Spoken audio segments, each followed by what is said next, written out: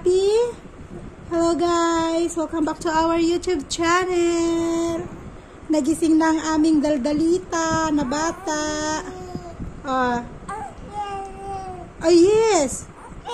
What do you want? You don't like to lay down? You don't like to lay down? What do you want? Sasalita siya. Just tell to mommy what you want. Don't cry. Just tell to mommy what you want. Don't cry. Ayaw niya nang nakahiga. Gusto niya nakaupo. Okay. Ganito ang gusto niya. Nakaupo. Ayaw niya na nakahiga. Now, what do you want? Yeah, you're full. Huh? You're full. You are full? Tell to mommy what you want. No? Nothing?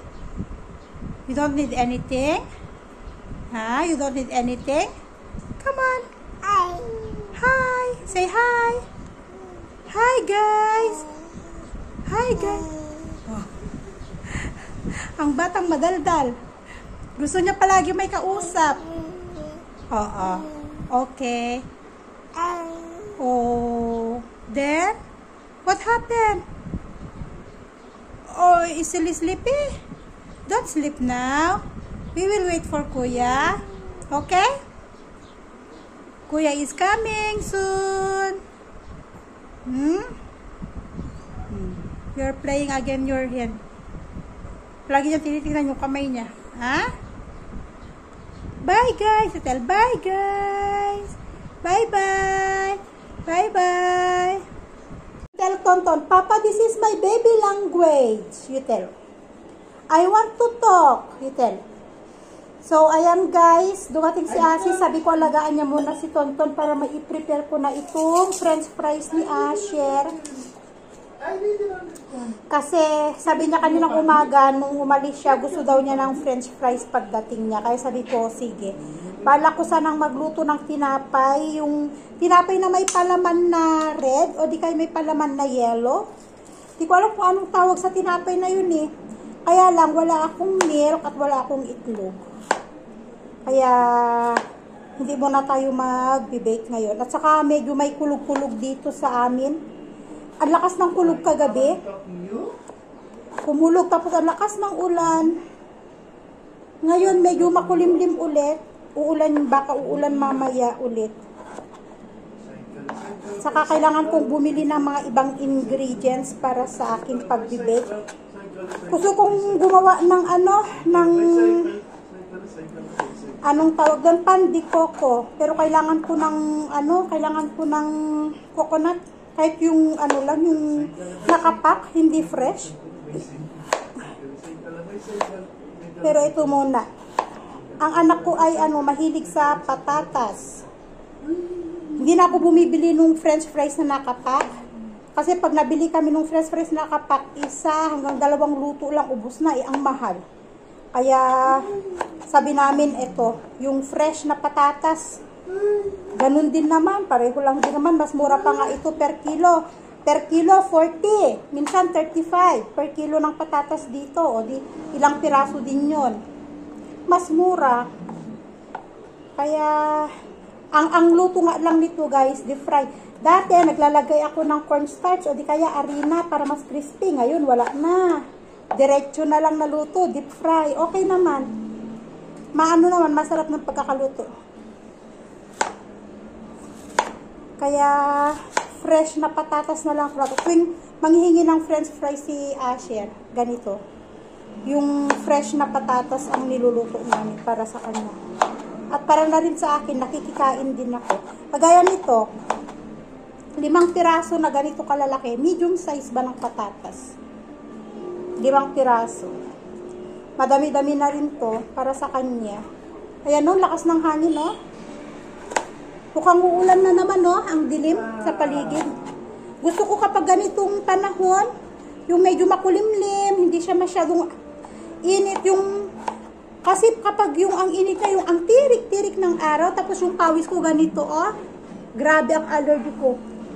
Kita lahat ang allergy ko dyan hanggang likod. Tingnan nyo, nagkakamot na naman ako kasi ang kati, lalo kapag yung pinagpawisan. Oh, grabe. Sobrang kati kapag yung pinagpawisan ng likod kong ganyan. Ano pa lang naman dito medyo maaga pa. Pero i-prepare ko lang para tamang-tama, 3:30, dadating yung isa, nakahanda na yung french fries niya. Minsan kasi uuwi yun, nagugutom. Na ano siya na, tuwing uuwi, may pagkain na nakalagay dito sa mesa. Minsan, kapag hindi ako nakapag-bake ganyan, tapos wala akong naluto, hindi rin kami nakabili ng tinapay. Dadating siya na wala siyang makita, sasabihin niya, nagugutom ako, anong kakainin ko? Wala siyang makitang pagkain. Minsan tinatanong namin, anong kinain mo sa school? Rice naman daw, tanghalian lang, pero bago umuwi wala yata, hindi na yata sila pinapakain. Kaya minsan sinasabi ko kay Asis, bago umuwi si Asher, kailangan maghanda ng pagkain, lalo ganyan pag hindi ako nakakapag-bake talaga ng tinapay. Sabi ko, bumili kahit man lang biscuit. Minsan, naghihanap yan. Sasabi niya sa akin, Mami, I want tea and donut. Sa hapon, yung pagdating niya galing school, yung tinapay, sinasawsaw sa sa kape, ay sa tea.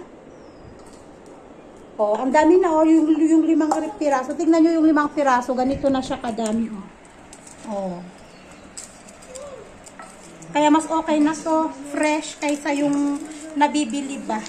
Mahal yung nabibili, tapos ilang lutuan lang. So, balikan ko kayo, guys. Nyo, lakas ng hangin. Oh, ang dilim doon, no? Lakas ng hangin, ang sarap ng hangin, ang lamig. Sabi ko nga, hay, sana ganito palagi. Ganito palagi yung hindi siya maaraw, makulimlim, mahangin. Medyo umambon yata. Yan yung puno. Ang sarap ng hangin. Nakaupo ako dito sa may terrace. Sana ganito palagi. Ang sarap tumambay dito sa harap ko.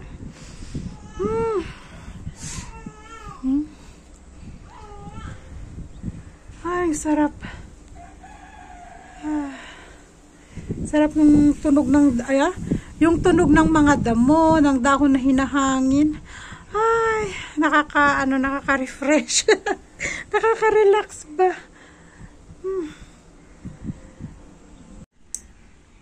So, ito, trabaho dito sa harap ng bahay. Nail cutter. Si Asis ang taga nail cutter, guys. Kasi talagang hindi ko na talaga siya makita. Lalo't ang liliit, hindi ko talaga siya maaninag. Noong baby pa siya, ninanal cutteran ko, nasugat. Gagalit si Asis. Nagalit siya sa akin kasi nasugat ko yung daliri ni Tonton. Simula nun, hindi ko na siya ninalkateran kasi hindi ko talaga siya makita. Lalo't ang liliit ng kuko. Moving. Too much. Kaya si Papa ang aming taga-nail cutter. Kay Asher, kaya kong nilkateran si Asher kasi malaki yung kuko niya. Pero pag ganitong maliit, wala. Mahina na ang mata ko. Don't move, anak ko Don't move. Kasi mahaba na naman. Moving. Finish? Finish one hand. Finish one hand. Oh, finish one hand. The feet also, Papa. Don't forget our feet, Papa. Edited. Ayaw niya magka-nail cutter. So, ayan guys. Ganito kami magluto ng french fries. Bali, dumating na si Asher. Si Tonton naman nakatulog na. Kaya, ngayon pa lang ako makakapag-prito kasi nga umalis si Asis. So, kailangan kong bantayan si Tonton. Tamang-tama naman, dumating si Asher. So, sabi ko, pahinga-pahinga ka muna. Sabi ko, lulutuin ko lang tong merienda niya. So, ganyan, deep fry. So, eto na yung ating french fries. Luto na siya. Nilagyan ko lang ng asin. Ganito lang yung luto. Hindi siya masyadong Yung niluto kasi na asin nung nakaraan, medyo sunog. Uy, anak ko. Nga? Naiyak, ma'am.